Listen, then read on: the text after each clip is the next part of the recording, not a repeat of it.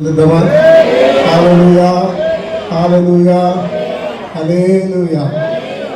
మన ప్రభువును రక్షకుడైన యేసుక్రీస్తు వారి శ్రేష్టమైన ఘనమైన నామములో కూడి వచ్చిన మీకు అందరికీ ప్రభు పేట వందనాలు తెలియజేస్తున్నాను. ప్రత్యేకించి ఈ శిలువ ధ్యాన పండుగల సమయంలో ఈ యొక్క శ్రేష్టమైన కాలంలో మీతో కలిసి కొద్ది సమయం గడపడానికి మరి నన్ను ఆహ్వానించి నాకు ఈ అవకాశం కలిగించిన ప్రియ దైవ సేవకులు, మరి యవన ప్రాయము నుండి దేవుని పరిచర్యలో బలముగా ఘనముగా వాడబడుతూ అనేక సంఘాలను స్థాపించడానికి దేవుడు యవన ప్రాయంలోనే తన దాసుని పట్ల దేవుడు చూపించిన తన అపారమైన కృపను బట్టి దేవుని స్తుతిస్తూ నన్ను ఆహ్వానించిన ప్రియ దైవజనులు జాషువా జ్యోతి తమ్ముడి గారికి, అలాగే కుటుంబానికి, సంఘానికి ప్రత్యేకమైన వందనాలు తెలియజేస్తున్నాం. చక్కని సమయంలో మనం ఉన్నాం. ప్రపంచమంతా యేసుక్రీస్తు వారి యొక్క శిలువ ధ్యానాలు లేదా శిలువను జ్ఞాపకం చేసుకుంటూ 40 దినాలు ఆయా రీతులుగా ఆయన పడిన శ్రమలను, ఆయన సర్వమానవాళి కొరకు చేసిన త్యాగాన్ని, ఆ త్యాగము ద్వారా మానవాళి అనుభవిస్తున్న అద్భుతమైన ఆశీర్వాదాన్ని, రక్షణను, స్వస్థతను, విడుదలను అనుభవిస్తూ ఆయనను కొనియాడే ఈ యొక్క శ్రేష్టమైన దినాల్లో మరి ఈ పరిచర్యలో మీ దైవదాసుని మిమ్మల్ని దేవుడు ప్రేమించి మరి ఈ విధంగా ప్రతి రాత్రి కొద్ది దినాలు ఆ శిలువ ధ్యానాల్ని మననం చేసుకోవడానికి దేవుడు మీకు ఇచ్చిన ఈ మంచి ఆలోచన బట్టి దేవుడిని స్తుతిస్తూ గత రాత్రి దైవజనులు మీతో మాట్లాడి ఉంటున్నారు. శ్రేష్టమైన మాటలు దీనిలను ఈ రాత్రి మీతో మాట్లాడడానికి దేవుడు నన్ను నిలబెట్టిన విధానాన్ని బట్టి మరొకసారి దేవాది దేవునికి స్థుతులు చెల్లిస్తూ ఏమాత్రం ఆలస్యం చేయకుండా కొద్ది నిమిషాలు దేవుని యొక్క వాక్య లేఖనములో నుండి కొన్ని మాటలను మనం ధ్యానం చేద్దాం. చూడండి, పరిశుద్ధ గ్రంథంలో నుండి శ్రేష్టమైన మాటలు అనేకమైనవి మనకు కనబడతాయి, కానీ ఒక మాటను ఈ సందర్భంగా మీతో పంచుకోవడానికి ఇష్టపడుతున్నాను. అపోస్తుడైన పౌలు గలతీయులకు రాసిన పత్రిక 6వ అధ్యాయం 14వ వచనాన్ని మనం చదువుకుందాం. గలతీయులకు రాసిన పత్రిక 6వ అధ్యాయం 14వ వచనం. అయితే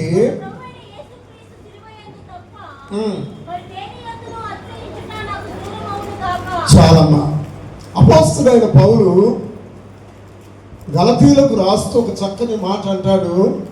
నేను దేని యందైనా అతిశయించాలి అంటే సిలువ యందు తప్ప మరి దేని యందును అతిశయించుట నాకు దూరం అవును గాక అంటాడు.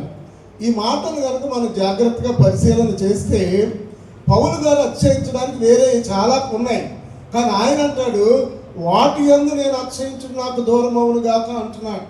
ఈ దినాల్లో మానవులు ఏమీ లేకుండా చాలా అతిశయిస్తూ ఉంటారు, కానీ అపోస్తుడైన పౌలు జీవితాన్ని కనుక మనం జాగ్రత్తగా పరిశీలన చేస్తే అతడు గమాలియేలు పాదముల దగ్గర విద్యను అభ్యసించిన వాడు. ఈనాడు ఆక్స్ఫర్డ్ యూనివర్సిటీలో చదివితే మా అబ్బాయి ఆక్స్ఫర్డ్ యూనివర్సిటీలో చదివాడని తల్లిదండ్రులు ఎంతో గొప్పగా చెప్పుకుంటారు.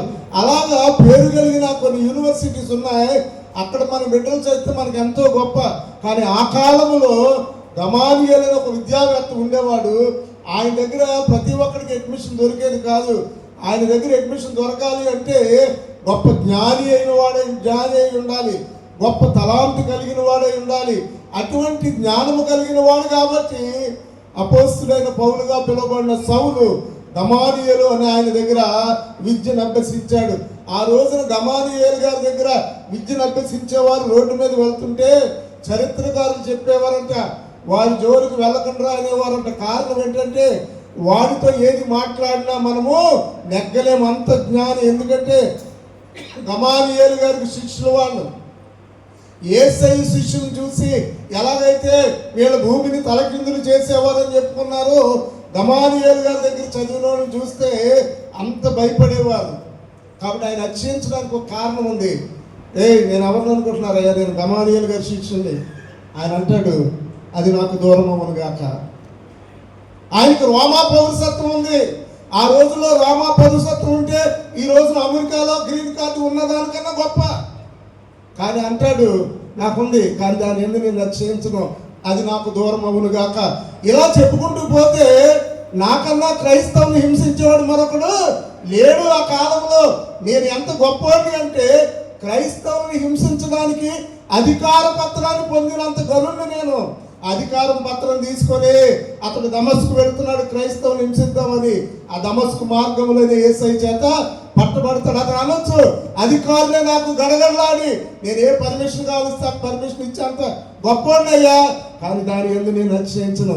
మరి దేని యందు అతిశయిస్తావు పౌలు అంటే సిలువ యందు తప్ప మరి దేని యందు నేను ప్రియమైన దేవుని బిడ్డలారా, ఈ రాత్రి సమయంలో దేవుని సన్నిధిలో ఉండి ఆయన సిలువ ధ్యానం గురించి ధ్యానించడానికి, ఆ సిలువ యొక్క విలువని గుర్తెరిగిన వారమై ఆ సిలువ మన కొరకు చేసిన త్యాగాన్ని మర్చిపోకుండా ఆ సిలువలో దాచబడి ఉన్న భాగ్యాన్ని మనం అనుభవిస్తూ ఈ దినాల్లో దేవుని సన్నిధిలో ఉన్న మనము మనకు కలిగిన వాటిని బట్టి ఆయా సందర్భాల్లో మనం అతిశయిస్తూ ఉంటాం. కానీ అపోస్తుడైన పౌలు అంటాడు, నిజమైన క్రైస్తవుడు, నిజముగా క్రీస్తును ఆరాధించేవాడు, నిజముగా యేసు నా రక్షకుడు అని ఆయనను ఆరాధించేవాడు దేని యందు అతిశయిస్తాడు అంటే సిలువ యందు తప్ప మరి దేని యందును అతిశయించడం లేదు. అపోస్తులైన పౌలు ఎందుకు సిలువై లేదు అని చాలా మంది చరిత్రకారులు తర్జన భర్జనలు అయ్యారంట. కారణం ఏంటంటే అపోస్తులైన పౌలు యొక్క శిరఛేదం చేసి పడ్డాడు, కానీ ఆయన సిలువకు అప్పగించబడలేదు. కారణం ఏంటో తెలుసా? రోమీయులను సిలువ వేయటం అనేది ఆ కాలంలో నిషేధం. ఎవరినన్నా సిలువ వేయచ్చు, కానీ ఎవరిని సిలువ వేయకూడదు. రోమా పౌరుడైతే అతను ఎంత ఘోరమైన తప్పిదం చేసినా అతను ఏమైకూడదు, సిలువ వేయకూడదు. కారణం ఏంటంటే రోమీయుడు అంటే అంత ఉన్నతమైన వాడు, సిలువ అంటే అంత అవమానకరమైంది. ఒక రోమీయుడు అవమానకరమైన శిరఛేదమైన చేయొచ్చు, కానీ అతను దేనికి అప్పగించకూడదు, సిలువకు అప్పగించకూడదు. కానీ ఇప్పుడు పౌలు గారు ఏమంటారంటే, నేను సిలువకు అప్పగించకపోవచ్చు, కానీ సిలువ యందు తప్ప మరి దేని యందు నాకు అతిశయము లేదు అని అంటాడు. ఈ రాత్రి దేవుని సన్నిధిలో ఉన్న మనం ఆ సిలువ మనకిచ్చిన విలువను మనం గుర్తెరగలిగితే ఆయనను హృదయమారా ఆరాధించకుండా మనం ఉండలేం. ఆ సిలువ మీద మన ప్రియ ప్రభు మన కొరకు చేసిన ఆ ప్రాణ త్యాగాన్ని, ఆ శ్రమను, ఆ వేదనను, ఆ అవమానమును, ఆ శిక్షను మనం గుర్తు తెచ్చుకున్నట్లయితే, ప్రభువా నన్ను ఇంతగా నువ్వు ప్రేమించడానికి నేను ఏపాటి వాడను నాయన, నా కొరక నువ్వు ఇంతగా ధూళి దుమ్ములాంటి నా బ్రతుకును సరిచేయడానికి, నన్ను నీ రాజ్య వారసుడిగా చేయడానికి నా కొరకు సిలువ మరణం పొందావా అని సిలువను బట్టి మనం ఏం చేసే వారంగా ఉండాలి, అతిశయించే వారంగా ఉండాలి. ఆ రోజున గొల్గొతా మీద, ఆ కల్వరి మీద 3 సిలువలు మనకు కనబడతాయి. ఆ 3 సిలువలు కూడా మానవుని యొక్క 3 లక్షణాలకి సాదృశ్యంగా మనకు కనబడతాయి. ఒక 5 నిమిషాలు ఆ 3 సిలువల గురించిన మాటలు చెప్పి నా సందేశంలో నేను ముందుకు వెళ్ళడానికి నేను ఇష్టపడుతున్నాను. ఎడమవైపున ఒకరు సిలువ వేశారు, కుడివైపున ఒకరు సిలువ వేశారు, మధ్యలో యేసుక్రీస్తు వారి సిలువ మీద ఉన్నాడు. ఎడమవైపు వాడికి ఎంత దూరంలో ఉన్నాడు, కుడివైపు వాడు కూడా యేసయ్య అంతే దూరంలో ఉన్నాడు. కానీ ఎడమవైపు వాడు అంటున్నాడు, నువ్వు క్రీస్తువు కదా, నిన్ను నువ్వు రక్షించుకొని మమ్మల్ని కూడా రక్షించవచ్చు కదా అంటున్నాడు. వాడు అన్నమాట ఎంత శ్రేష్టమైంది కనబడుతుందంటే, ఒక నిజాన్ని ఒప్పుకుంటున్నాడు, నువ్వు క్రీస్తువు కదా అంటున్నాడు. అంటే వేలాడుతున్నవాడు ఎవరని తెలుసు, క్రీస్తు అని తెలుసు. రెండవది, నిన్ను నీవు విడిపించుకో అంటున్నాడు. అంటే విడిపించుకోగలిగిన సమర్థుడు అని గుర్తించాడు. మమ్మల్ని కూడా విడిపించు అంటే అర్థం ఏంటంటే, నిన్ను నువ్వు విడిపించుకోవడం మాత్రమే కాదు, మమ్మల్ని కూడా విడిపించగలిగిన సామర్థ్యత కలిగిన వాడు నీవు అని అంటున్నాడు. యేసయ్య చేసే కార్యం కావాలి, కానీ వాడికి యేసయ్య మాత్రం అట్లా. ఈ రోజున చాలా మంది క్రైస్తవులు యేసయ్య మన జీవితాల్లో చేసే అద్భుత ఆశ్చర్య స్వస్థత కార్యాలు కావాలి, కానీ ఆ యేసయ్యను మన హృదయంలోకి ఆహ్వానించడానికి మాత్రం చాలాసార్లు మనం కఠినంగా ఉంటాం, వాత వేయబడిన మనస్సాక్షి కలిగిన వారంగా ఉంటాం. రెండోవాడు అంటున్నాడు, నన్ను తప్పించు, నువ్వు తప్పించబడు అని అంటలేదు. రెండోవాడు కుడివైపు వాడు ఏమంటున్నాడు అంటే, ఇది మనకు తగినదే అంటున్నాడు. ఏమంటున్నాడు, ఈ శిక్ష మనకు తగినదే. వీడు మనకి ఇస్తున్న సందేశం ఏంటో తెలుసా, నేను తప్పు చేశాను, ఆ తప్పుకు నా శిక్ష. అంటే వీడు తప్పు చేసేటప్పుడే వీడికి అర్థమైంది ఏమనంటే, నేను చేస్తుంది ఏంటి, తప్పే. ఇది రెండవ రక క్రైస్తవులు. మనం చేస్తున్నది తప్పని మనకు తెలుసు, కానీ ఆ తప్పునే 10 చేస్తుంటాం. కానీ ఆ రెండోవాడు మనకు నేర్పిస్తున్న గొప్ప పాఠం ఏంటంటే, నేను తప్పు చేశానయ్యా, తెలిసే చేశాను, అయినా నువ్వు క్షమించగలిగిన సమర్థుడవు, నీవు నన్ను క్షమిస్తావని నాకు తెలుసు, నన్ను క్షమించి నీవు ఎక్కడుంటావో అక్కడ నన్ను జ్ఞాపకం చేసుకోవా అన్నాడు. ఒకడు ఆయన ఇచ్చే ఆశీర్వాదాలు కావాలి, ఆయన నాకు వద్దు అంటున్నాడు. వాడు అతన్ని ఆయన యొక్క ఆ మేలులు కావాలి కానీ ఆయన అక్కర్లా. రెండో వాడు నువ్వు ఇచ్చే మేలు నాకు వద్దు, నువ్వు ఎక్కడ ఉంటావు అక్కడ నేను ఉండాలి. ఈ రాత్రి ఇక్కడ కూర్చున్న వారిలో మనం ఈ రెండు గుంపులు ఏదో గుంపుకు తెలియని వారు ఉంటారు. కొంతమంది దేవుని మందిరానికి స్వస్థతల కొరకు, ఆశీర్వాదాల కొరకు, వివాహాల కొరకు, ఉద్యోగాల కొరకు, ప్రమోషన్ల కొరకు, దేని కొరకు వస్తారు. ఒకవేళ దాని కొరకే నీవు వచ్చున్నట్లయితే నీవు ఒకవేళ క్రైస్తవుడిగా పిలువబడుతున్నా నీ లక్షణం మాత్రం ఆ ఎడం వైపున సిలువ వేయబడిన వాడి అనుభవాన్ని కలిగి ఉన్నావు.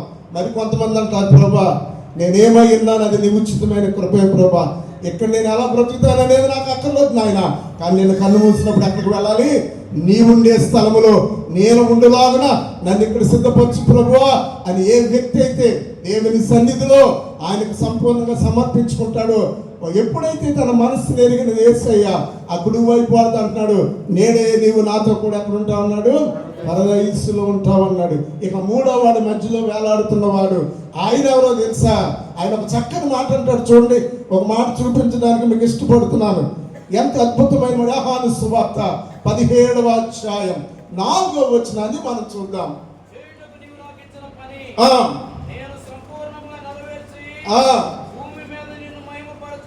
చాలు, మూడవ శివ మనకు నేర్పిస్తున్న పాఠం ఏంటో తెలుసా?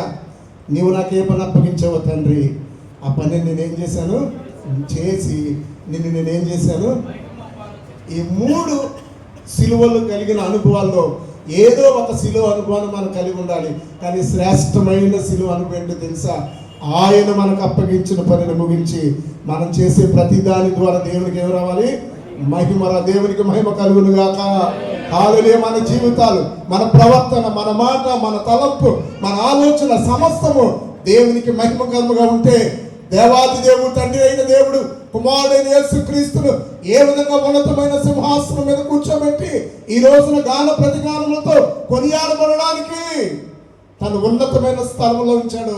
ఒకానొక దినాన భూమి మీద ఆయనను మహిమపరిచిన ఆ జనాంగాన్ని ఆయన సన్నిధిలోనికి తీసుకుని వెళ్ళి సదాకాలం ఆయనతో ఉండే భాగ్యాన్ని ఆయన, ఒకటి ఈ లోక సంబంధమైన ఆశీర్వాదాల కొరకు వచ్చేవారు, రెండవది తప్పు తెలుసుకొని రాజ్యంలో ఉండడానికి నన్ను సిద్ధపరిచేవాడు, మూడవ వాడు ప్రభువా ఈ భూమి మీద ఉండగా నిన్ను అక్కడికి వచ్చి నిన్ను మహిమపరచడం కాదు, భూమి మీద ఉండగా నిన్ను ఏం చేస్తాను, నేను నాకు అప్పగించిన పని ముగించి నేను నిన్నేం చేస్తాను, మహిమపరుస్తాను. ప్రియమైన దేవుని బిడ్డలారా, ఈ 3 సిలువ ధ్యానాల్లో మనం ఈ సిలువలలో మనం ఏ అనుభవాన్ని కలిగిన వారంగా ఉన్నామో కనుక మనం ధ్యానం చేయగలిగితే, మనల్ని మనం పరీక్ష చేసుకోగలిగితే ఈ రాత్రి పరిశుద్ధాత్మ దేవుడు మన హృదయాల్లో ఒక ప్రత్యేకమైన రీతిలో మనం దర్శించడానికి, ఆయన మనకి ఇవ్వాలనుకున్న సమాధానమును, శాంతిని, సమృద్ధిని మెండుగా మన ఎడల, మన కుటుంబాల పట్ల ఆయన వెల్లడిపరచడానికి సిద్ధంగా ఉన్నాడు. ఈ ప్రాంగణం అంతా ఆయన ఆత్మ సంచారం చేయుచుండగా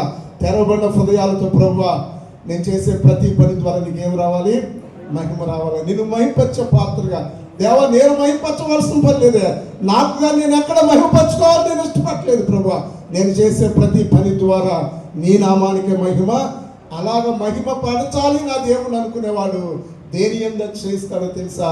సిలువ యందు తప్ప మరి దేని యందును. మనము గొల్గొతా మీద 3 సిలువలు చూసాం, కానీ అపోస్తలుడైన పౌలు గలతీ సంఘానికి రాస్తూ మనము 3 రకాలుగా సిలువ వేయబడాలని 3 సిలువ అనుభవాల్ని ఈ యొక్క పత్రికలో గలతీ ప్రజలకు రాస్తాడు. అన్ని పత్రికలు సంఘాలకు వ్రాయబడింది, కానీ గలతీ పత్రిక గలతీ సంఘానికి వ్రాయబడింది కాదు, గలతీ ప్రజలకు వ్రాయబడింది. కారణం ఏంటంటే ఆ గలతీ ప్రాంతంలో 4 సంఘాలు ఉన్నాయి అప్పటికే. ఆ 4 సంఘాలకు కలిపి రాసిన శ్రేష్టమైన పత్రిక గలతీలు రాసిన పత్రిక 1వ అధ్యాయం ఆ మొదటి 2 వచనాల్లో మాట్లాడుతుంది. ఒకసారి చదవండి. సంఘానికి రాసింది కాదు అది.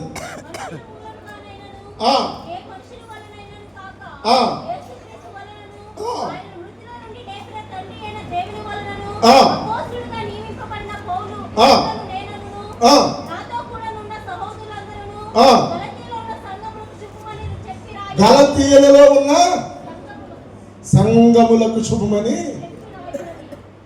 కొన్ని సంఘాలు కలిపి రాశాడు. ఈ రోజున మనం ఆ సంఘములు ఉన్నట్టు కనుక మనం గుర్తుంచుకుంటే ఈ మాటలు ఈ రాత్రి మనతోనే పౌలు గారు మాట్లాడుతున్నాడు.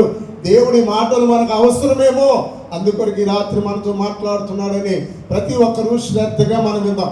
ఈ రోజున దేవుని బిడ్డలుగా పిలువబడుతున్న మనం, దేవుని ఆరాధిస్తున్న ఆరాధికులుగా పిలువబడుతున్న మనం, ఆయన రక్తంలో కడగబడి రక్షణ ఆనందాన్ని అనుభవిస్తున్న మనం, ఆయన బిడ్డలుగా సమాజంలో పిలువబడుతున్న మనం నిజముగా ఆ అనుభవాన్ని మనం అనుభవిస్తున్నామా లేదా అని మనకు తెలియాలి అంటే ఇక్కడున్న ప్రతి ఒక్కరు కూడా ఈ 3 రకాలైన సిలువ అనుభవాలు కూడా మనం 3 సిలువలు వెళ్ళిపోయినాయి. గొలుగుతా మీద 2000 సంవత్సరాల క్రితం అయిపోయింది.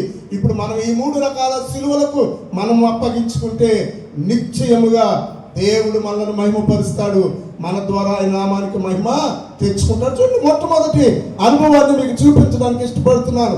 2వ అధ్యాయం గలతీ పత్రికలో నుండి ఈ 3 అనుభవాలు మీకు చూపించి నేను ముగిస్తాను. గలతీలకు రాసిన పత్రిక 2వ అధ్యాయం 20వ వచనాన్ని చూద్దాం. నేను క్రీస్తుతో కూడా సిలువ వేయబడి ఉన్నాను.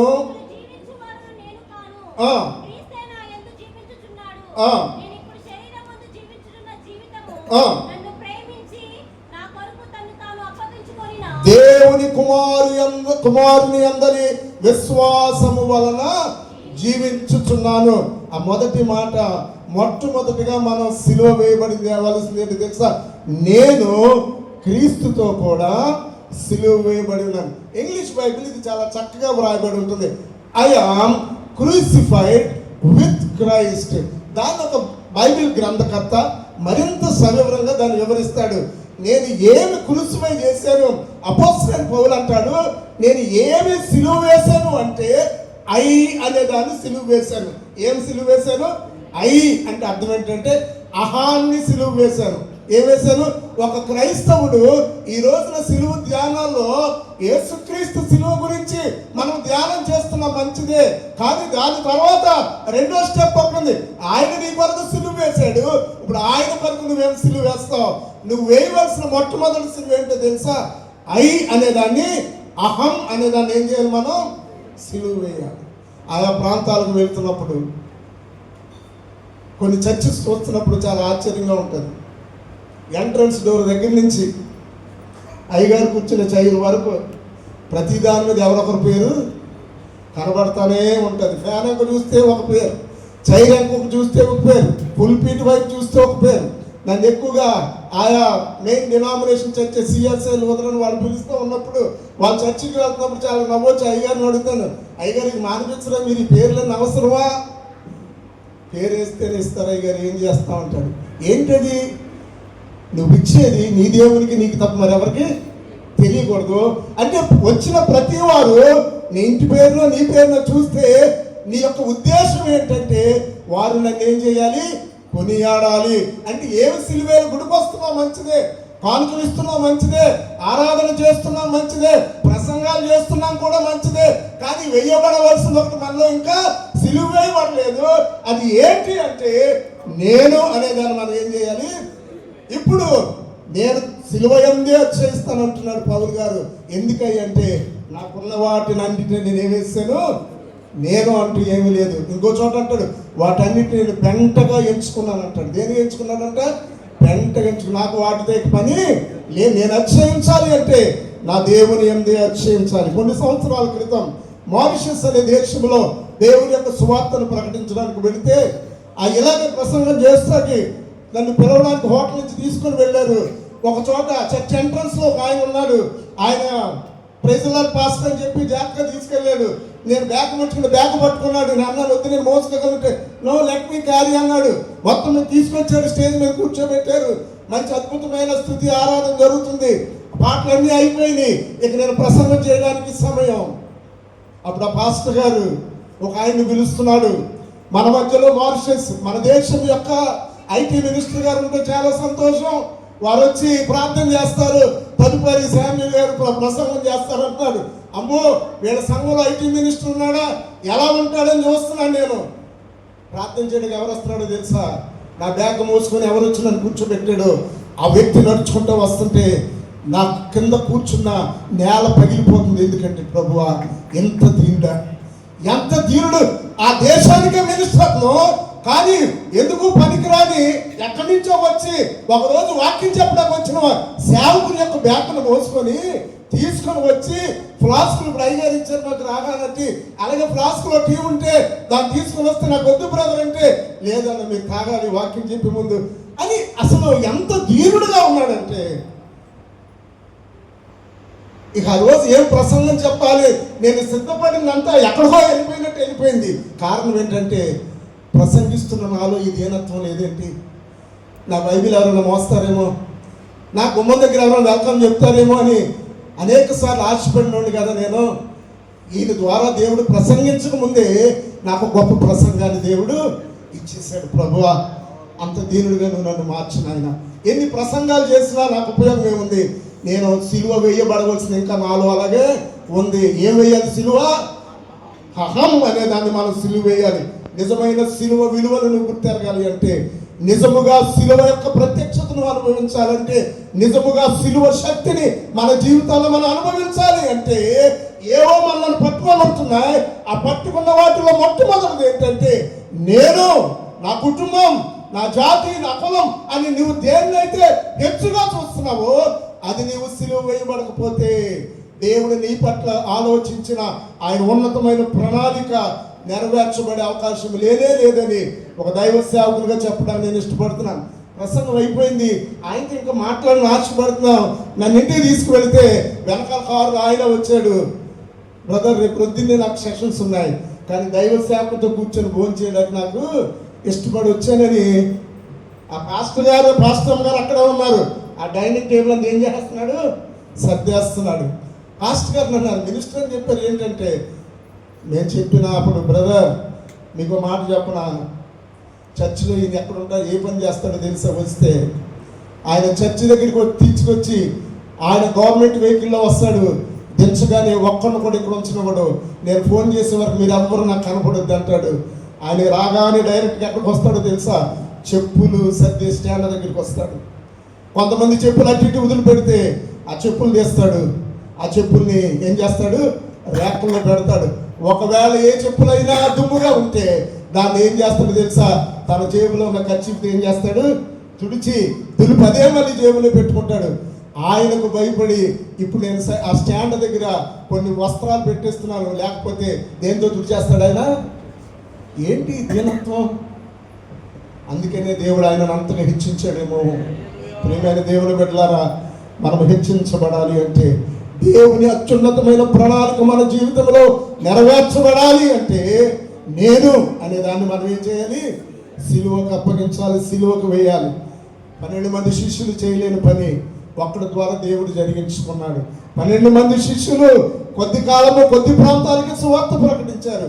కానీ అపోస్తలుడైన పౌలు ఖండాలకు సువార్తను ప్రకటించడానికి యేసుక్రీస్తు వారు ఒక్కసారే 39 కొరడా దెబ్బలు తిన్నారు. ఆయన అంటాడు, నేను 5 సార్లు తిన్నాను అంటాడు. ఎక్కడి నుంచి వచ్చింది సామర్థ్యత? నేను అనేదాన్ని ఏం చేశాడు, సిలువ వేశాడు. ఇలా చెప్పుకుంటూ పోతే ఆయన జీవితంలో ఆయన అంతగా హెచ్చించబడడానికి 27 పుస్తకాలు ఉంటే కొత్త నిబంధనలో 14 పుస్తకాలు ఒక్కడి ద్వారానే దేవుడు వ్రాయించుకున్నాడు. అంత ఆధిక్యత ఆయనకి ఎందుకు వచ్చిందో తెలుసా, నేను అనేదాన్ని ఆయన ఏం చేశాడు, సిలువ వేశాడు.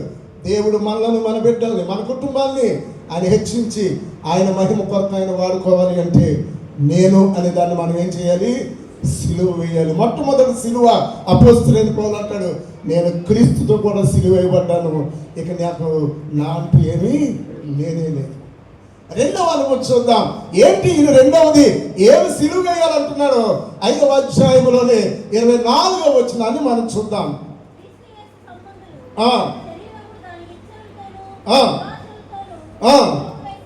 చాలు, శరీరమును దాని ఇచ్చలను సిలువ వేయాలి. రెండవది ఏం వేయాలండి? రెండవ సిలువ ఏ సిలువ? శరీరము దాని ఇచ్చలను సిలువ వేయాలి. ఆ శరీరేచ్ఛలు, ఆ పాప ఇచ్చలు, ఆ పాప తలంపులు, ఆ చెడ్డ తలంపులు, ఆ చెడ్డ క్రియలు మనం విడిచిపెట్టకుండా దేవుని మందిరానికి వచ్చి మనం ఎన్ని ఆరాధనలు చేసినా వచ్చిన వారు వచ్చినట్టే వెళ్ళగలం. కానీ ఆయన అత్యున్నతమైన ప్రణాళిక మన జీవితంలో నెరవేర్చబడ్డానికి మనకు మనమే అడ్డుగా ఉన్నాం. ఆయన అంటున్నాడు, రెండవది ఒక క్రైస్తవుడు సిలువ వేయబడవలసింది. దేనిని వేయాలి అంటే శరీరమును దాని ఇచ్చలను సిలువ వేయాలి. శరీరంలో ఏమున్నాయి? గలతీయులకు రాసిన పత్రిక 5వ అధ్యాయం 19వ వచనం ఉన్నాయి. శరీరమును సిలువ వేయటంటే అక్కడ రాయబడి ఉంది. గలతీ 5:19. శరీర కార్యములు స్పష్టమైనవి. అవేమనగా జారత్వము, కాముకత్వము, విగ్రహారాధన, వ్యభిచారము, ద్వేషములు, కలహము, మత్సరములు, క్రోధములు, కక్షలు, భేదములు, విమతములు, అసూయలు, మత్తతులు, అల్లరితో కూడిన ఆటపాటలు మొదలైనవి. అక్కడ ఎన్ని రాశాడంటే శరీర కార్యాలు 15 శరీర కార్యాలు లిస్ట్ అవుట్ చేయబడి ఉన్నాయి. అంటే శరీరాన్ని సిలువ వేయటంటే ఈ 15 లక్షణాలు మన నుంచి ఏమైపోవాలి? తీసివేయబడాలి. వీటిలో ఏ ఒక్కటి మన మీద పరిపాలన చేస్తున్నా, ఏ ఒక్కటి మన జీవితంలో ఉన్నా, ఏ ఒక్కటి మన క్రియలలో ఉన్నా, ఏ ఒక్కటి మన బ్రతుకులో ఉన్నా ఇంకా మనం వేయవలసిన రీతికి ఏం వేయబడలేదు? సిలువ వేయబడలేదు. సిలువ వేయబడితేనే సిలువ ప్రత్యక్షతను నువ్వు పొందుకుంటావు. సిలువ వేస్తేనే సిలువ విలువను నువ్వు అనుభవిస్తావు. సిలువ వేయబడితేనే సిలువలో భాగ్యాన్ని నువ్వు అనుభవిస్తావు. సిలువ వేయబడితేనే ఆ సిలువ ద్వారా వచ్చే అద్భుత కార్యాలు నీ జీవితంలో నువ్వు అనుభవించగలుగుతావు. అట్టి అనుభవాన్ని మనం పొందాలి అంటే ఈ యొక్క శరీర కార్యములన్నిటిని ఏం చేయాలి? సిలువ. ఆ చివరి మాట అంటాడు, ఇట్టి వాటిని చేయువారు దేవుని రాజ్యమును స్వతంత్రించుకొనరని మీతో ఎలా చెప్తున్నాను? ఏమనుంది అక్కడ? స్పష్టముగా. ఇందులో డౌట్ నేనేం చెప్తున్న మాట కాదు. భక్తుడు ఆ సంఘానికి గలతీయులకు చెప్తూ అంటున్నాడు, ఇందులో ఇంకే రెండో మాట అంటే ఏమి? మనం అంటాం కదా చాలాసార్లు, ఇదేనయ్యా ఫైనల్, ఇంక రెండో మాట. ఇప్పుడు రెండో మాట లేదు. ఒక క్రైస్తవుడు సిలువ భాగ్యాన్ని అనుభవించాలి అంటే వాడు తన శరీర కార్యములన్నిటిని ఏం చేయాలి? సిలువ వేయాలి. అవి సిలువ వేయకుండా మనం ఎన్ని సంవత్సరాల గుడికి వచ్చినా నువ్వు సంఘములో సభ్యుడినేమో కానీ పరలోక రాజ్యములో ప్రవేశించడానికి మాత్రం యోగ్యుడవు కానే కాదు. అయ్యగారికి నువ్వు నమ్మకమైన విశ్వాసమేమో కానీ దేవుని దృష్టిలో నువ్వు మృతుడవే. కాబట్టి మనం మృతులుగా ఉండడానికి కాదు దేవుడు మనల్ని పిలిచింది. మనము మృతులు కాదు, మనం సజీవులుగా సదాకాలం ఆయనతో ఉండాలని ఆశతో ఆయన మృతి పొంది సజీవుడిగా 3వ దినాన లేచి ఆయన మనల్ని జీవింప చేయడానికి ఆయన అంత బలియాగము చేస్తే ఈ దినాన్ని ఇంకా నేను మృతుడిగానే బ్రతుకుతాను అని నువ్వు అన్నట్లయితే ఒక దినం రాబోతుంది. నువ్వు పడిన ప్రయాసం అంతా ఏమవుతుంది? వ్యక్తం అవుతుంది. ఇదిగో ఇక్కడికి ఎక్కిరండి అనే శబ్దం ఎవరికి వినబడుతుందో తెలుసా? ఈ శరీర కార్యములను సిలువ వేసిన వారికి మాత్రమే వినబడుతుంది. ఇదిగో మధ్యాకాశం వచ్చే రండి అని ఆ దూతలు బోర ఊతున్నప్పుడు ఆ బోర శబ్దం ఎవరికి వినబడుతుంది అంటే నేను అనేదాన్ని సిలువ వేసిన వాడికి మాత్రమే వినబడుతుంది. సరే, శరీర కార్యాలు ఎప్పుడైతే సిలువ వేసామో దేవుడు వెంటనే ఒక ఆశీర్వాదం మనకి ఇస్తాడు. ఏమిస్తాడు? అక్కడే ఉన్నాయి. 5:22 గలతీయులకు రాసిన పత్రిక 5వ అధ్యాయం. అయితే ఏమండి, ఇవన్నీ విడిచిపెట్టేసావు, ఇవన్నీ సిలువేసేసావు, అయ్యో ఎలాగా ఇప్పుడు ఖాళీ అయిపోయాను అనుకుంటున్నావా? అంతకన్నా శ్రేష్టమైన వాటితో నిన్ను నింపడానికి, నిన్ను దీవించడానికి, నిన్ను ఆశీర్వదించడానికి, నిన్ను బలపరచడానికి, ఆయన స్వరూపంలోనికి నిన్ను మార్చడానికి ఏ ఫలములు అవసరమో ఆ ఆత్మ నీలో ప్రత్యక్షమైనప్పుడు అది ఫలించడం మొదలు పడుతుంది. అయితే ఆత్మఫలం ఏమనగా ప్రేమ, సంతోషము, సమాధానము, దీర్ఘశాంతము, దయాళుత్వము, మంచితనము, విశ్వాసము, ఆశా నిగ్రహము. ఎప్పుడైతే 15 శరీర కార్యాలు విడిచిపెడతామో వెంటనే 9 ఆత్మ ఫలము ఇచ్చే గొప్ప ధన్యతలను మనం పొందుకుంటాం. దేవునికి మహిమ కలుగును గాక. హల్లెలూయా. ఈ రాత్రి ఆత్మ ఫలాలు నాకు కావాలని అన్న దేవుని స్తోత్రం చెల్లించండి. హల్లెలూయా. శరీర కార్యాలు సిలువ కొడతానన్న దేవుని స్తోత్రం చెల్లిద్దామా? ఏదో ప్రతి దినము కూడా మాట వలన, తలంపు వలన, ఆలోచన వలన, దేని వలన ఎక్కడో చోట దేవునికి ఆయాసకరంగా బ్రతుకుతూనే ఉంటాం. బ్రతకలేదని చెప్పట్లేదు, కానీ అది నువ్వు గుర్తించినప్పుడు వెంటనే ఏం చేయాలి? దాన్ని ప్రభా నన్ను క్షమించిన దాన్ని సిలువ కొట్టాలి. ప్రభా ఇది మళ్ళీ నన్ను ఆవరించకుండా, ఈ పని నేను మళ్ళీ చేయకుండా దేవా దీన్ని సిలువకు అప్పగిస్తున్నాను, నీకే ప్రభా నువ్వు నన్ను బలపరచాలి. దేవుని సన్నిధిలో దేవుని పాదాలు పట్టుకొని ఆయనను మనం ఆయన సన్నిధిలో మనము ప్రార్థించగలిగినట్లయితే మన ప్రార్థన ఆలకించే దేవుడు, ప్రార్థనకు ప్రతిఫలం ఇచ్చే దేవుడు, గొప్ప దేవుడు, కనికర సంపన్నుడైన దేవుడు, ఆశ్చర్య అద్భుత కార్యములు చేయగలిగిన సమర్థుడు మన జీవితాల్లో ఈ ఆత్మ ఫలాలు మనం భుజించులాగున ఆయన కార్య సాధకముగా మనం ముందుకు నడిపిస్తారు. కాబట్టి మనం బయటకు వెళ్ళినప్పుడు ప్రజలు మన శరీర కార్యాలు చూడకూడదు. ప్రజలు ఏం చూడాలి? మనలో ఉన్న ఆత్మ ఫలాన్ని చూడాలి. ఆత్మ ఫలము ద్వారా వచ్చే అద్భుతమైన అనుభవాల్ని చూడగలగాలి. అందుకని ఆత్మ ఫలము చూశారు కాబట్టి అంత్యోకయలో ఉన్న సంఘస్థులు, ఏమయ్యా మేము క్రైస్తవులు అని ఎక్కడ చెప్పుకోవాలా? మేము క్రైస్తవులు అంత్యోకయ సంఘం ఎక్కడ చెప్పుకోవాలా? వాక్యంలో రాయబడిన మాట ఏంటో తెలుసా? మొట్టమొదట అంత్యోకయలో ఉన్న శిష్యులు ఏమని పిలువబడ్డారు? క్రైస్తవులని పిలువబడ్డారు. మొట్టమొదట క్రైస్తవులుగా ప్రజల చేత కొనియాడబడిన సంఘం ఏ సంఘమో తెలుసా? అంత్యోకయ సంఘం. మేము క్రైస్తవం అని చెప్పుకోవాలి. ఈరోజు మనం చెప్తాం, మీరు ఎవరికి మేము క్రైస్తవం అంటాం. వాళ్ళు అంటారు క్రైస్తవులు అన్నారు, మీలో ఎవరు కనపట్లేదు? క్రీస్తు కనపట్లేదు, క్రైస్తవులు అంటారు. కానీ అంత్యోకయ సంఘస్థులు వాళ్ళు రోడ్డు మీద వెళ్తున్నప్పుడు, రే వీళ్ళు మొన్నట్లాంటి వాళ్ళు కాదు, వీళ్ళే దేవుని మందిరానికి వెళ్తున్నారే, ఆ యేసయ్యను ఆరాధిస్తున్నారే, ఆయనే నిజదేవుడు అని కొనియాడుతున్నారే, ఆయనను ఆరాధించడానికి ఈ లోక సంబంధమైన ఆశలను విడిచిపెట్టారే, ఈ లోక సంబంధమైన ఆకర్షణలకు దూరంగా ఉంటున్నారే, వారి మాటలో మార్పు వచ్చింది, వారి నడకలో మార్పు వచ్చింది, వారి ప్రేమలో మార్పు వచ్చింది, వారిలో క్షమాగుణం చూడగలుగుతున్నాం. కాబట్టి వీళ్ళు ఇది వరకు కాదు, వీళ్ళు ఎవరు ఇప్పుడు క్రైస్తవులు అంటే క్రీస్తును పోలిన వారు. మనం బయటకు వెళ్తున్నప్పుడు సంగమం అలా చెప్పాలి అంటే ఏ కార్యాలు సిలువేయాలి? శరీర కార్యములను సిలువేయాలి. అందుకని అపోస్తులైన పౌలు అంటాడు, నేను హింసకుడను, దోషకుడను, హానికుడును, పాపులలో ప్రధానుడను అని ఆయన చెప్తే వాళ్ళంటారు ఊరుకోండి అయ్యారు, మీ 14 పత్రికలు రాసే మాట అంటారా? ఇన్ని సంఘాలు కట్టి మాట అంటారా? పౌలు అంటాడు, అటువంటి వాడిని వాటన్నింటినీ నేను ఏమేశాను? సిలువేశాను. సిలువ వేయబట్టే ఈ రోజున నా దేవుడు నన్ను ఇంతగా వాడుకుంటున్నాడు.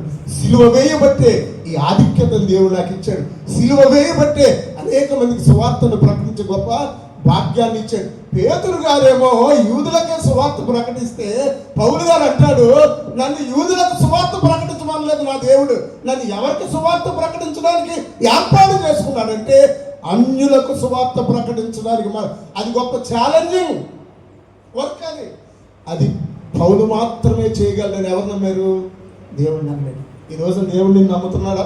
నీ ద్వారా కొన్ని ఆత్మలు సంపాదించడానికి, నీ ద్వారా నీ కుటుంబంలో ఉన్నవారు దేవుని దగ్గరికి రావడానికి, నీ ద్వారా నీ ఇరుగు పొరుగు ఉన్నవారు దేవుని వైపు ఆకర్షించబడడానికి, నీ ద్వారా నీ యొక్క రక్త సంబంధులు దేవుని దగ్గరికి రావడానికి ఆయన్ని నమ్మగలిగిన ఆత్మీయ స్థితిని కలిగి ఉన్నావా? లేకపోతే 2000 సంవత్సరాల క్రితం ఆయన శిలువ మీద చేసిన యాగానికి ఇంకా సరైన విలువని గుర్తించకుండా ఉన్నావేమో. ఈ రాత్రి దేవుని సన్నిధిలో ఉన్న ప్రభువా, నా ద్వారా కొంతమంది నీ వైపు ఆకర్షించబడాలయ్యా, నా ద్వారా కొంతమంది నీ మందికి రావాలయ్యా, నా ద్వారా కొంతమంది నీ రాజ్య వారసత్వాన్ని పొందుకోవాలి ఆయన, నా ద్వారా కొంతమంది నీవే నిజమైన రక్షకుడు అని తెలుసుకోవాలి ప్రభా. అటు ఘనమైన పాత్రగా నీవు నన్ను వాడుకో. నాలో ఉన్న ప్రతి శరీర కార్యము నేనేం చేస్తాను? సిలువ వేస్తాను. సాధు సుందర్ సింగ్ అనే భక్తుడు మనందరికీ తెలుసు. ఆయన భక్తుడు కాకముందు ఆయన భయంకరంగా క్రైస్తవులను ద్వేషించేవాడు. ఆయన ఒక మిషనరీ స్కూల్లో చదువుకున్నాడు, బాగా ధనవంతుని కుటుంబంలో చెందినవాడు. ఆ దినాల్లో మిషనరీ స్కూల్లో చదువుకుంటే ఆ రోజుల్లో కరపత్రాలు ఇస్తే కాల్ చేసేవాడంట స్కూల్లోనే. ఏం అనలేకపోయేవారు, అతను ధనవంతుడి కుటుంబం నుంచి వచ్చాడని. ఏం చేయాలో తెలియట్లేదు. క్రీస్తు పేరు చెప్తే విపరీతంగా తిట్టి కొట్టి అవమానపరిచేవాడు. ఒక దినాన్ని నేను ఎంత చేసినా నన్ను ఈ స్కూల్ నుంచి పంపించట్లేదు, ఏం చేయాలి ఆలోచించి డైరెక్ట్గా ప్రిన్సిపాల్ మేడం ఏం చేద్దాం, డైరెక్ట్గా పడదాం, అప్పుడు నన్ను స్కూల్ నుంచి పంపిస్తారు. దానిని సాకుగా తీసుకొని క్రైస్తవులు ప్రేమిస్తారన్నారు కానీ వీళ్ళు నన్ను స్కూల్ నుంచి పంపించేశారని తిరిగి వాళ్ళ మీద నెపం వేయొచ్చని ఆ చిన్న వయసులోనే క్రైస్తవుల మీద అతనుకున్న ద్వేష భావంతో ఆ దినాన మెంటల్గా బాగా ప్రిపేర్ అయ్యాడంట. దగ్గర 13-14 సంవత్సరాల వయసు. చాలా స్పీడ్గా వస్తున్న అందరూ చూస్తున్నాడు. అప్పటికే సింగ్ అంటే భయపడిపోతున్నారు. స్పీడ్గా వచ్చాడు, తలుపు తన్నాడంట. ఆ మేడం ఒక ఫారినర్ ఉన్న ఆ స్కూల్లో మేడం ఆ హెచ్ఎంగా ఉన్న ఆవిడ తలుపు తట్టగానే అక్కడ ఒక అద్భుతమైన సన్నివేశం చూసి గుమ్మం దగ్గర ఆగిపోయాడు. ఆవిడ మోకరించి ఒక ప్రార్థన చేస్తుంది. ఆ ప్రార్థనే తన జీవితాలు మార్పుకు కారణమైందని బైబిల్ గ్రంథకర్తలు రాస్తారు. ఆవిడ ఏమైనా ప్రార్థన చేస్తుందో తెలుసా? ప్రభువా, సింగ్ చాలా మంచోడు నాయన, ఆ బిడ్డను నీవు ప్రభు రక్షించవా, ఆ బిడ్డకు నీ ప్రేమ ఏంటో తెలియజేయవా, ఆ బిడ్డకు నీవు నిజ రక్షణ అని తెలియజేయవా, ఆ బిడ్డ మీద ఏ పాపము ఏ శాపము ఏ శిక్ష విధించక ప్రభువా, బిడ్డ చాలా మంచోడు ఆయన, ఆ బిడ్డను క్షమించు అని ప్రార్థిస్తుంది. ఆ ప్రార్థన కళ్ళారా చూశాడు. ఇప్పుడు ఇతను మనసులో ఆలోచించుకుంటున్నాడు, ప్రతిదినం నేను హేళన చేస్తున్నాను, ప్రతిదినం ఏదో గొడవ చేస్తున్నాను, ప్రతిదినం ఎవరితో కొడుతున్నాను, ఇంతగా హింసిస్తున్నా, నా కొరకు ఈమె కన్నీరు ముఖమంతా ఎర్రన పడిపోయి ఏడుస్తుందంట. అయ్యా సింగును నువ్వు రక్షించవా అని. ఆ ప్రార్థన ఎవరికి అక్కడే ఉన్నారు. బయట స్టూడెంట్స్ చూస్తున్నారు, వీడు లోపలికి వెళ్ళాడు, మేడం ఏదో చేసి వస్తాడని. లోపల ఏం జరుగుతుంది ఎవరికి తెలియదు. ఒక పావు గంట తర్వాత బయటకు వస్తూ కళ్ళు తుడుచుకుంటూ బయటకు వస్తున్నారంట. ఆవిడ ఆమెననే వరకు ఉండి ఆవిడ కాళ్ళ మీద మోకాళ్ళ మీద పడి, అమ్మా ఇంతగా దుష్టుడైన నన్ను క్షమించు అని నువ్వు ప్రార్థిస్తున్నావంటే ఆ క్షమించే ఆ గొప్ప దేవుడు ఎవరో నాకు కావాలి. అంత దయామయుడైన దేవుడు నీలో ఈ దయాగుణం ఉందంటే నువ్వు ఆరాధిస్తున్న దేవుడు ఇంకెంత దయగలవాడు నాకు అర్థమైంది. ఆ దేవుడు నాకు కావాలి అన్నప్పుడు ఆ తల్లి అతన్ని కౌగిలించుకొని అతన్ని ముద్దాడి, బిడ్డ నేను నా దేవునికి కావాలి, నీవు నా దేవునికి కావాలి, సమాధానంగా ఉండు, ఏం పర్లేదు, దేవుడు నిన్ను వాడుకుంటాడు. ఏడ్ చేస్తున్నాడు కన్నీళ్లు పెడుతూ. లేదు కళ్ళు తుడుచుకొని బయటకు వెళ్దాం, అసెంబ్లీ టైం అయిందంది. కళ్ళు తుడుచుకుంటూ బయటకు వచ్చాడు. ఆ రోజున తనలో ఏం ఏర్పడింది? వ్యక్తులం ఏర్పడింది. ఆ రోజున ఆయన అంటాడు, ఆయన పుస్తకంలో రాస్తాడు, ఆ దినాన్న నేను ఏం సిలివేసానో తెలుసా, నేను అని దాన్ని ఏం చేశాను, నేను సిలివేసాను. ఆ రోజే నిర్ణయించుకున్నాను, నేను బ్రతికితే ఎవరి కొరకు బ్రతకాలి? ఆ యేసు కొరకే బ్రతకాలి, ఆ రక్షకుడి కొరకే, ఆ దయామయుడి కొరకే, ఆ జాలి కలిగిన వాడి కొరకే, ఆ క్షమించగలిగిన, ఇంత దుష్టుడైన నన్ను కూడా క్షమించగలిగిన ఆ దేవుని కొరకే నేను బ్రతకాలి. ఎంతగా బ్రతికాడో తెలుసండి. ఆ హిమాలయ పర్వత ప్రాంతాల్లో, ఆ టిబెట్ ప్రాంతంలో ఈ రోజు సువార్త ఉంది అంటే ఆయన చేసిన సువార్త యొక్క ఫలితమే. మీరు నేను మీటింగ్కి వెళ్తే ఇప్పుడు నేను చెప్పులేసుకొచ్చి బయట విడిచిపెట్టాను. ఆయన సేవ ప్రారంభించిన దాటి నుండి ఆయన మరణించే వరకు చెప్పులు లేకుండా సేవ చేశాడంట. ఏమి లేకుండా. ఆయన గురించి రాస్తారు, a man walked with the bare foot. ఇటు సాధు సుందర్ సింగ్ వెళ్ళాడు, ఆయన ఈజీగా గమనించేవారంట. ఐస్ గడ్డల మీద నడుస్తుంటే అరికాళ్ళు పగిలితే ఆ అరికాళ్ళలో ఉన్న రక్తం దేనికి అంటుకునేది? ఐస్ ముక్కలకు అంటుకునేదంట. ఇప్పుడు ఎవరన్నట్టు వెళ్తే వాళ్ళకి ఏమర్థమయ్యేదంటే ఇటు ఎవరు వెళ్ళి ఉంటారు? సాధు సుందర్ సింగ్ వెళ్ళి ఉంటారు. ఆయన పాదాలు అనేక మందిని ప్రభు చెంతకు తీసుకొని వచ్చిందని బిల్లీ గ్రామ్ గారు ఒక ప్రసంగంలో చెప్తాడు. ఏంటండి? ఆయన పాదాలు కొన్నిసార్లు నీ నడకే అనేక మందిని ఎవరి దగ్గర తీసుకొని వస్తుంది? ప్రభు దగ్గర నీ నోటి నుండి వచ్చిన ఒక మాటే అనేక మందిని ప్రభు దగ్గర తీసుకొని వస్తుంది. ఇలా రావాలి అంటే ముందు మనం సిలువ వేయబడవలసినవన్నీ ఏం చేయాలి? సిలువకు అప్పగించాలి. అపోస్తలుడైన పౌలు అంటాడు, నేను సిలువ యందు తప్ప మరి దేని యందు నేను అతిశయించను. కారణం ఏంటంటే నేనేమైనాను అది కేవలం ఆయన ఉచితమైన కృపే. మన జీవితాల్లో మన అవసరాల కొరకు మనం ప్రార్థన చేస్తాం, ప్రభువా ఇవ్వు ఇవ్వు ఇవ్వు ఇవ్వు అంటాం. ఆయన ఇవ్వలేదనుకోండి మనం ఏం చేస్తాం? గుళ్ళు అబద్ధం ఆడుద్ది. ఆయన ఇవ్వలేదంటే మనం ఏం చేస్తాం? ఇవ్వలేదంటే పోలే అనుకుంటామా? దేవుడికి దూరం అయిపోతాం. దేవుడికి ఉన్న విశ్వాసం ఏమైపోద్ది? తగ్గిపోద్ది. మరీ పాస్టర్ గారి మీద కోపం వస్తే కొంతమంది జరుగుతుంది, నాకు జరగలేదంటే వీలైతే గుడికి వెళ్ళిపోయే బ్యాచ్ కూడా చాలా మంది ఉంటారు. కానీ దేవుని దగ్గర ప్రార్థన చేశాడు, నాకు ముళ్ళు ప్రభువా తీసేయమంటే నేను ముళ్ళు తీసేస్తాను అనలేదు దేవుడు. నా కృప నీకు. ఆ మాట అంటే మనం ఇక్కడ ఉంటామండి. నా క్యాన్సర్ తీసే ప్రభువా అన్నాడు అనుకోండి ఎవరన్నా, నా కృప నీకు చాలని కనుక దేవుడు మాట్లాడితే, కృప ఎందుకయ్యా బాబు, నాకేం కావాలి? ఇప్పుడు స్వస్థత కావాలని వెళ్ళిపోతాం మనం. కానీ అపోస్తలుడైన పౌలు మాటకు లోబడ్డ కారణం ఏంటో తెలుసా? అప్పటికే సిలువ వేయబడవలసిందని ఏం చేశాడు? సిలువ వేశాడు. ఇక నీవు తప్ప నువ్వేదంటే అదే ప్రభువా, నా ఆధిక్యత నాకేమీ వద్దు, నేనేమైనా అది కేవలము నీ కృప కన్నా. ప్రియమైన దేవుని బిడ్డలారా, నీ శరీరంలో ఏదైనా ఉండను, నీ ఇంట్లో ఏదైనా ఉండని, ఆయన కృపకు మించినది ఏది నీ ఇంట్లో ఉండదు. అన్నిటికన్నా అత్యధికమైనది ఆయన యొక్క, నీ యొక్క ఆర్థిక పరిస్థితి కన్నా ఉన్నతమైనది ఆయన కృప, నీ అనారోగ్యం కన్నా ఉన్నతమైనది ఆయన కృప, నీ బాధల కన్నా ఉన్నతమైనది ఆయన కృప. నీకుంటే వీటన్నిటిని నువ్వేం చేయగలుగుతావు? జయించగలుగుతావు. అట్టి కృప మనం పొందుకోవాలంటే మొదటిగా మనం చేయవలసింది మనం చేయాలి. ఒకటి, నేను అనేదాన్ని సిలువ వేయాలి. రెండవది, శరీర కార్యములను సిలువ వేయాలి. మూడో మాట చెప్తాను. మూడవది కూడా గలతీ పత్రికలో అంటాడు, 6వ అధ్యాయం 14వ వచనాన్ని మనం చూద్దాం. గలతీయులకు రాసిన పత్రిక 6వ అధ్యాయం 14వ వచనం. అయితే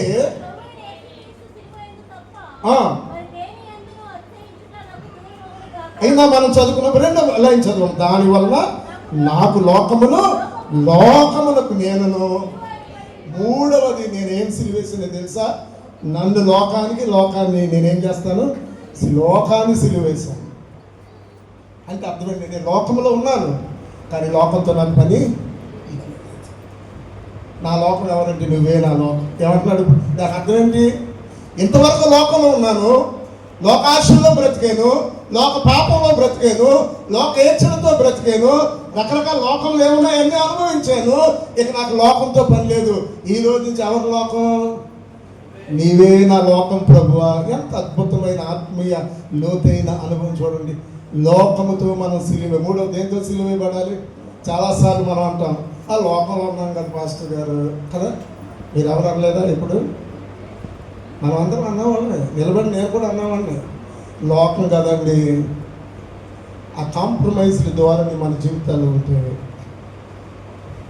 దేవుని యొక్క ప్రణాళిక సంపూర్ణంగా మన జీవితాల్లో నెరవేర్చబడడానికి ఎవరో అడ్డు కాదు, మనకు మనమే అడ్డు. ఎందుకు లోకముతో సిలువ వేయబడాలి? లోకంలో ఏముంది?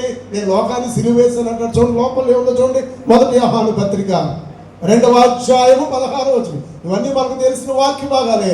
మరొకసారి మీ మననానికి తీసుకురావడానికి నేను ఇష్టపడుతున్నాను. అమ్మ చదువు. 1 యోహాను 2:16. లోకములో ఉన్నదంతయు శరీరాశయు, నేత్రాశయు,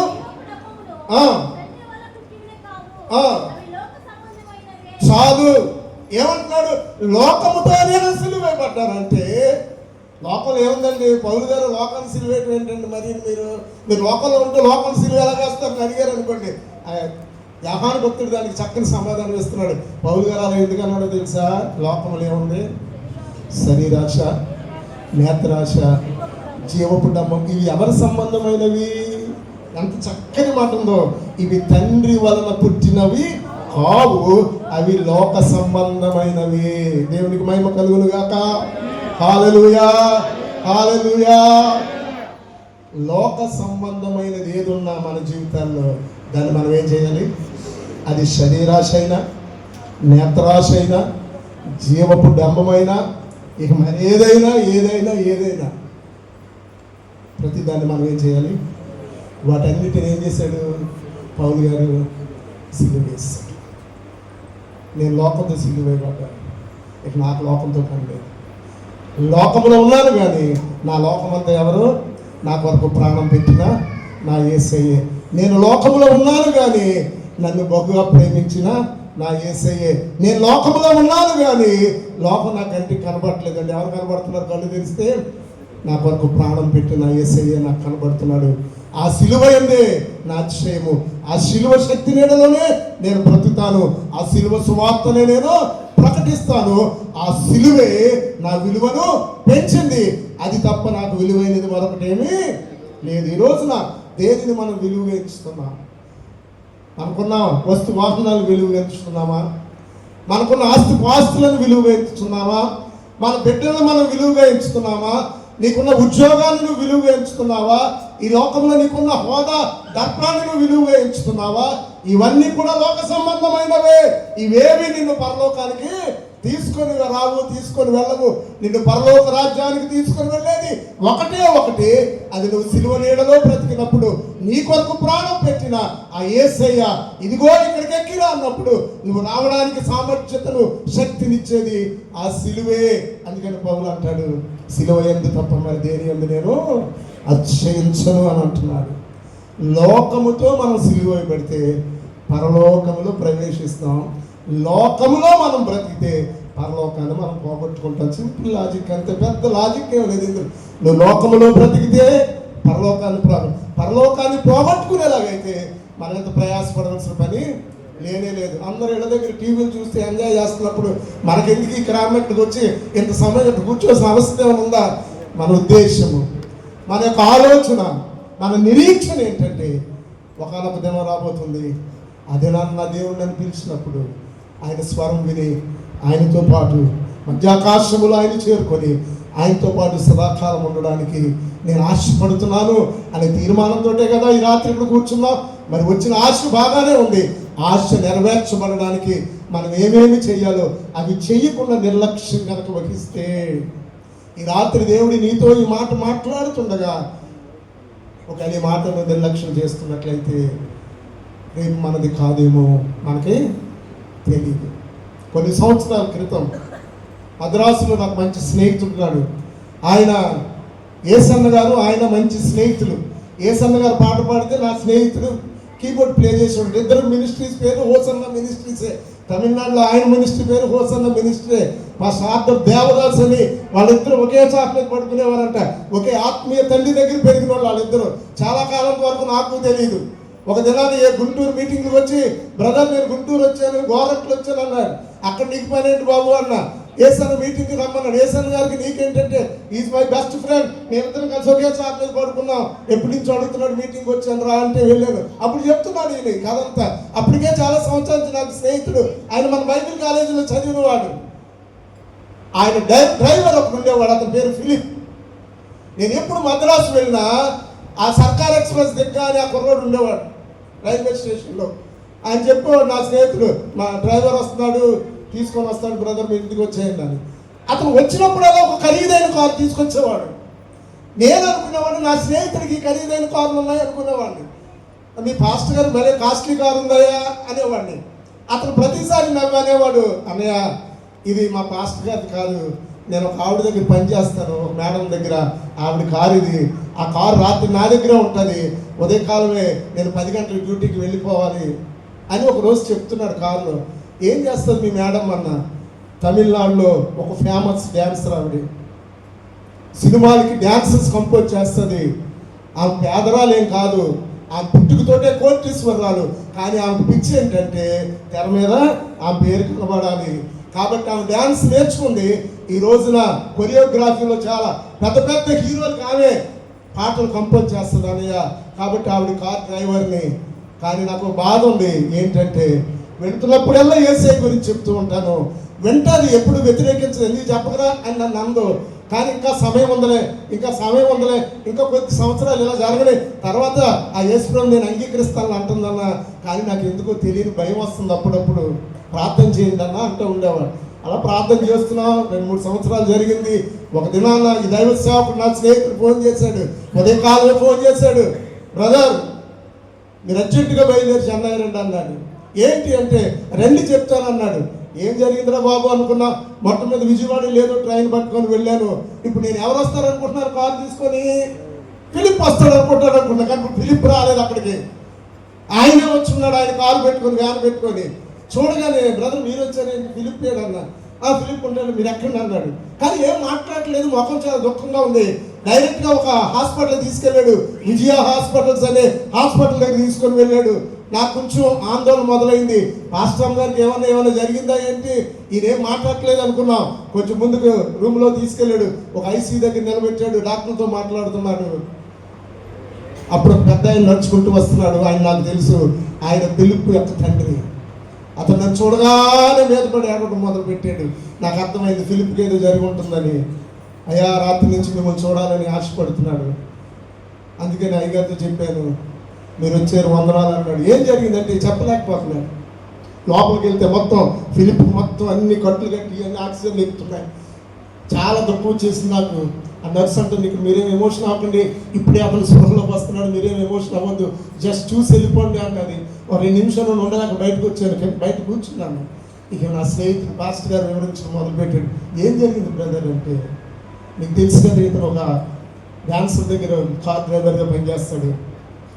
వీళ్ళు సినిమా షూటింగ్కి వెళ్తున్నారు. సినిమా షూటింగ్కి వెళ్తుంటే ఒక చోట ట్రాఫిక్ జామ్ అయింది. ఎందుకు ఇదంతా చెప్తున్నానో తెలుసా? దేవుడు మనకు అవకాశం ఇచ్చినప్పుడు దాన్ని మనం నిర్లక్ష్యం చేస్తే అది మళ్ళీ తిరిగి మనకి రాకపోవచ్చు.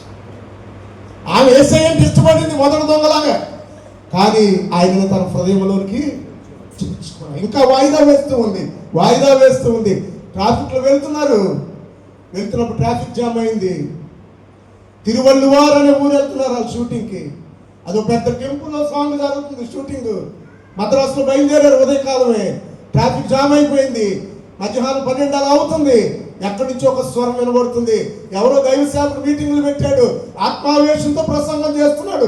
ఇదే అనుకూల సమయం, ఇదే రక్షణ దినం, ఈ రోజు పోగొట్టుకుంటే రేపు నీది కాదు అని బిగ్గరైన స్వరంతో ఆ స్వరం వచ్చి వీళ్ళందరికీ, ట్రాఫిక్ జామ్ అయిన వాళ్ళందరికీ చాలా చక్కగా వినబడుతుంది. ఆ దగ్గర ఎక్కడ మీటింగ్లు జరుగుతున్నట్టున్నాయి. ఆ మాటను ఏమీ వింది, డ్రైవర్ కూడా విన్నాడు, ఫిలిప్ కూడా ఉన్నాడు. అతడు వెనక్కి తిరిగి అన్నాడంట, అమ్మా ఆ మాటలు వింటుంటే నీకేం భయం రావట్లేదు అన్నాడంట. అమ్మందంట, ఫిలిప్ ఎందుకు ఆ మాటలు వింటుంటే నాకు కూడా ఇంతకుముందు నువ్వు చెప్పినప్పుడు భయం కదా, ఇప్పుడు ఎందుకు కొంచెం భయం ఎక్కువ అవుతుంది, నాతో నీ మాట్లాడుతున్నాడంట. అమ్మ వెళ్ళిపోదాం, అలా అయితే నీ అసిస్టెంట్లు ఆల్రెడీ అక్కడ ఉండుంటారు కదా, వాళ్ళు కంపోజ్ చేస్తారు, ఆ పాటే కదా. ఈరోజు నువ్వు వెళ్ళకపోతే వచ్చి నష్టం, ఫోన్ చేసి చెప్పేద్దాం, ఎవరో ఒక దాకా తెలియజేద్దాం, మనం అక్కడికి వెళదామా, ఎందుకో దేవుడు నీతో మాట్లాడు, ఎందుకు పిలుస్తున్నట్టు అనిపిస్తుంది నాకు అంటే. అవన్నట, లేదు నేను చాలా డబ్బులు తీసుకున్నాను ఆ పాట కంపోజింగ్కి, వాళ్ళకి నేను అన్యాయం చేయడం బాగోదు, కాబట్టి వెళ్ళిపోదాం త్వరగా. ఆ పాట ఒకటి కంపోజ్ చేసి రిటర్న్లో వచ్చి ఎక్కడి మీటింగ్ జరుగుతుంది అక్కడికి వెళ్ళి కాసేపు ఆ దైవ సేవకులతో కూర్చొని దేవుని మాటలు వింటాను. ఈసారి నా మాట వినంటే ఇద్దరి మధ్యలో కొన్ని మాటల సంభాషణ జరిగింది. ఎంతైనా యజమానురాలు కదా, ఇంకేం చేయలేడు కదా, మనసులో బాధపడుతున్నాడు. వెళ్ళవలసిన చోటుకు వెళ్ళారు, చాలా ఆనందంగా పాట కంపోజ్ చేసింది. అనుకున్న దానికన్నా త్వరగానే అయిపోయింది. పేరు ఫిలిప్ అనుకుంటున్నాడు, అయ్యో ముందే ముగించింది కాబట్టి ఇప్పుడు మీటింగ్కి వెళ్తే ఈ రోజున ఈ ఆత్మను దేవుని కొరకు నేను సంపాదించడానికి దేవుడు నాకు కృపణిస్తున్నాడు. 3 సంవత్సరాలుగా నేను పడుతున్న ప్రయాస ఈ రోజు తీరబోతుందని ఎంతో ఆనందంగా ఉన్నాడు. తిరిగి వస్తున్నారు. ఇంకా మీటింగ్ ప్లేస్కి ఒక పావు గంట దగ్గర ఒక టర్నింగ్ తిరుగుతుంటే ఎదురుగుండా వస్తున్న పెద్ద టిప్పర్ వచ్చి కారును కొట్టింది. కొట్టడమే డోర్ ఓపెన్ అవడం, ఈవిడెళ్ళి ముళ్ళ కంచులో పడి అక్కడికే చనిపోయింది. ఇతను మొత్తం ఒళ్ళంతా గాయాలైపోయినాయి. త్వరగా చూశారు. ఆవిడ ఫేమస్ యాక్టర్ కాబట్టి గబగబా ఆవిడ ఇతన్ని తీసుకొని చెన్నైకి తీసుకొని వచ్చారు. హాస్పిటల్లో చూపిస్తే ఈవిడప్పటికే మరణించింది. ఇతను గాయాలతో ఉన్నాడు. ఈ జరిగిన సంభాషణ అంతా పాస్టర్ గారిని ఫోన్ చేసి చెప్పాడు, అన్నా ఇలాగా ఆవిడ ఈరోజు మీటింగ్కి వెళ్దామంది, తిరిగి వస్తాం, అక్కడ కలుస్తాం, మీరు ఆవిడ వరకు ప్రార్థన చేయండి అంటే తప్పనిసరిగా నేను చేస్తాను, మీరు క్షేమంగా వెళ్ళండి అన్నాడు ఆయన. ఆ కథ అంతా చెప్తున్నప్పుడు ఆ ఫిలిప్ స్పృహలోకి వచ్చినప్పుడు అతను చెప్పిన మాట ఏంటో తెలుసా? అతను స్పృహ వచ్చేవరకు అక్కడే కూర్చున్నాం, లేదా 2-3 గంటల స్పృహ వచ్చింది మాట్లాడవచ్చు అన్నారు. వెళితే చూడగానే అన్నా వచ్చావా, నా యజమానురాలు రక్షణ లేకుండా చనిపోయిందన్నా, ఇక నేను బ్రతుకుంటే ఎందుకు, నాకు బ్రతకాలని లేదన్నా. కారణం ఆత్మను దేవుని కొరకు నేను ఏం చేయలేకపోయాను, సంపాదించలేకపోయాను. ఆవిడ దగ్గర నేను పని చేసిందే ఆవిడ దేవుని కొరకు సంపాదించాలని. కానీ దేవుడు ఇచ్చిన అవకాశాన్ని ఆవిడ ఏం చేసింది, నేను చనిపోయి ఆవిడ బ్రతికిన రక్షించబడేదేమన్నా, కానీ ఆవిడే చనిపోయింది. నాకు కూడా బ్రతకాలని లేదు. తన జీవితాన్ని దేవునికి సమర్పించుకున్నాడు. ఈ రోజున తంజావూరు అనే ప్రాంతంలో దేవుని కొరకు అద్భుతమైన పరిచర్య చేస్తున్నాడు. అది అతన్ని మార్చి వేసింది. ఎందుకు ఇదంతా చెప్పిందో తెలుసా? ఈరోజు సిలువేద్దాంలే, రేపు విడిచిపెడదాంలే, ఎల్లుండి విడిచిపెడదాంలే, ఏం పర్లేదులే, అన్నీ బాగున్నాయి కదా అని మనం అనుకుంటాం. కానీ కాలములు సమయములు మన ఆధీనంలో లేవు, సమస్తం ఆయన ఆధీనంలో ఉన్నాయి. ఆయన మనకు సమయం ఇచ్చినప్పుడే నా అనేదాన్ని మనం సిలువ వేయాలి, శరీర కార్యాల్ని మనం సిలువ వేయాలి, లోకముతో మనం సిలువ వేయబడాలి. శరీర కార్యాలు కనుక మనం విడిచిపెడితే అప్పుడు ఆత్మ ఫలాన్ని ఫలించడం మొదలు పెడతాం. ఎప్పుడైతే లోకానుసారమైన కార్యాలు మనం స్వస్థపలిగితే ఆత్మ సంబంధమైన కార్యాలు మన జీవితంలో నెరవేర్చడం మొదలవుతుంది. అలా సిలువ వేయబడిన వాడు అపోస్తుడైన పౌలుని దేవుడు ఎలా వాడుకున్నాడు, ఇక్కడ ఉన్న నిన్ను నన్ను కూడా అలా వాడుకోవడానికి ఆయన ఇష్టపడుతున్నాడు. ఇది నాన్న ఈ మాటలు వింటున్న మనం దీన్నేదో నేను పెద్ద ప్రసంగం చేయలేక దేవుడు ఎలా హృదయంలో పెట్టిన ఈ భారాన్ని మీతో పంచుకోవాలని ఇష్టపడతాను. అంచు దినాల్లో మనం ఉన్నాం. అపాయకరమైన కాలంలో మనం జీవిస్తున్నాం. ఎవరిని మింగుదులని సాతానుడు గర్జించే సింహములు ఎదురు చూస్తున్నా ఈ యొక్క కాలంలో మనం జీవిస్తుండగా రెప్పపాటులైనా ఆయన మనకిచ్చిన అవకాశాన్ని మనం చేయనిస్తే మరొక అవకాశం మన జీవితంలో వస్తుందో రాదో మనకి తెలియదు. ఒకవేళ మనం ఇవన్నీ సిలువేసి ప్రశాంతంగా ఉంటే ఆయన ఎప్పుడు పిలుచుకున్నా వచ్చిన నష్టమేమి నేను. అందుకనే అంటాడు అపోస్తలుడైన పౌలు, నాకు చాలా ఇష్టమైన మాట, బ్రతుకుట క్రీస్తే. గట్టిగా చెప్పిన బ్రతుకుట క్రీస్తే. నిజంగా మనస్ఫూర్తిగా చెప్తున్నారా మాట మీరు? బ్రతుకుట క్రీస్తే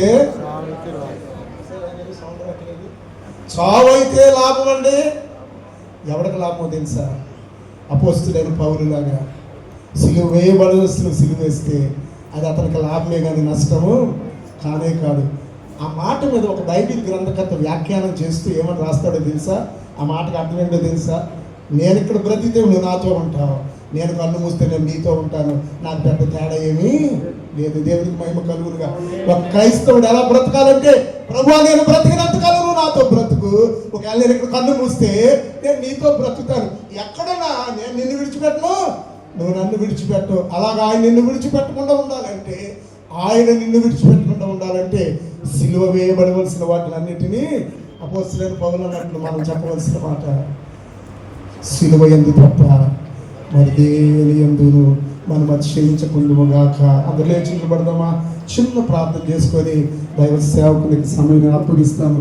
ఒక్క నిన్న మంచిదే. ఒకసారి